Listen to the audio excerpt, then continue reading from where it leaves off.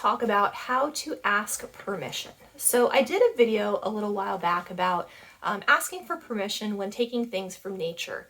And someone was saying, well, how do you do this exactly? Like what's the process? Like, why is this important? So I wanted to do another kind of like extended video on this today to tell you kind of what the process is, why we do this, how it works, because it's not just taking things from nature, it's taking kind of anything really, right? So let's talk about how you would actually do this, right? So you can do this whether you have intuitive abilities or not. So don't feel like if you don't have all the psychic jujus that you're gonna this is gonna be an epic fail for you. It's not. So a couple different ways that you would do this is one, you would use your psychic abilities, right? Like all of the clairs, right? Depending how you interpret information is one way that you can ask. If you would like more information on all of the clairs, I've got videos on each one that explains kind of what they are and how to use them and what that is. So you can go check that out. Now, if you are not psychic intuitive by nature, you can still do this. You test and get information by how something shows up in your body, right? Where it hits you. So if you close your eyes for a minute and you picture yourself sitting on a beach, drinking, a margarita or Mai Tai or some really delicious iced tea, you can see how that feels in your body, right? You probably relax a little bit. You might be leaning backward a little because you're picturing yourself in a beach chair. Your body might suddenly feel hot because you can feel the hot sun coming down on you. You might feel refreshed because you picture yourself drinking your drink. There are places that will show up in your body, right? And you might just feel in your chest very happy because you just want to get the heck out of town and you just love the beach, right? So there are feelings and impressions and things that will come up in your body.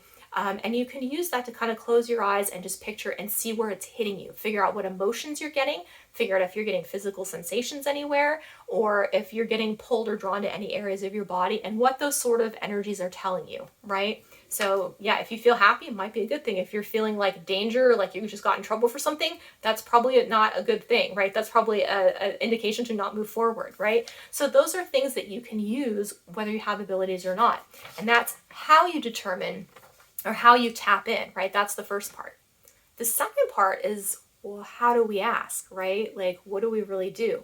So it's pretty simple, but this is more about kind of the mindfulness, the intention of what you are actually doing. So I would suggest just sitting for a moment. And if you want to take something in nature, you can sit near it, or if there's a rock or something, maybe you can hold it, whatever it is that you want to do. Sit there and just be mindful and connect with it and just really appreciate it too, right? Appreciate the beauty, appreciate the energy of it. And when you've kind of gotten settled in that space, connect with it using those things that I just talked about earlier, your intuitive abilities, your clairs, or, figure out where it's hitting you in your body and ask the question, right? Be like, is it okay? If I take you, would you like to come home with me, right? Like picture like you're making a new friend and see what sort of information you get either intuitively or figure out how your body is feeling about taking it. And that will give you the answer that you need. Okay, so the third part of this equation is what are the possible answers, right? So the possible answers are yes, no, and then you might get kind of a maybe, and I don't know, or I'm not sure. And the reason the answers are important is because we have to listen to the answers, not just do what we want to do, right? So if it says yes, then it's okay for you to take that thing from the area. If it says no, please leave it where it is. It's there for a specific reason. It does not want to go with you. It's it's not the right thing. So please respect the answer of whatever it is that you're asking to come with you, right? Like if somebody told you that you had to go somewhere and you said no, depending where they were taking you, you might not be very happy about it or it could cause some problems, right? So just say no. Now, what happens if we get a maybe or an I don't know and I'm not sure? Okay, so for me, this is usually indicative of just like a no answer. Like, I don't want to push the boundary. If something's not sure, it's unclear, right? I just choose to walk away because if it really wants to be yours, if it really wants to move, if you're really supposed to be working with it, then the answer will be yes, and the answer will be a very clear yes, right? So that's what I would say about that. So the last thing I want to talk about is why would we do this, right? Why is asking so important? Who cares, right?